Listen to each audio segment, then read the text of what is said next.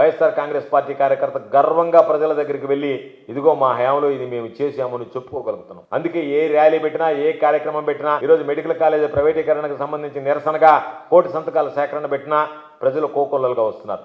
మీరు మీ నాయకులు ఈరోజు అధికారం ఉండి కూడా ప్రజల్లోకి ముఖం చూపించలేనటువంటి దీనమైనటువంటి పరిస్థితుల్లో ఉన్నారనేటువంటి విషయాన్ని గుర్తుంచుకోండి. ఇంకనైనా సరే మీ వైఖరిని మార్చుకోండి.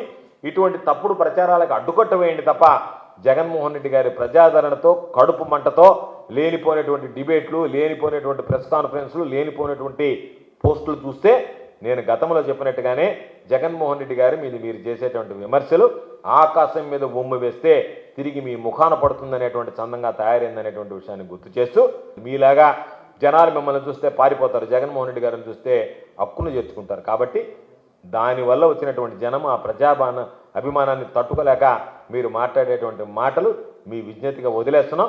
ప్రజలు మిమ్మల్ని ఏ విధంగా చీకొడతారో ఒక్కసారి ఆలోచన చేయవలసిందిగా మిమ్మల్ని కోరుకుంటున్నాం.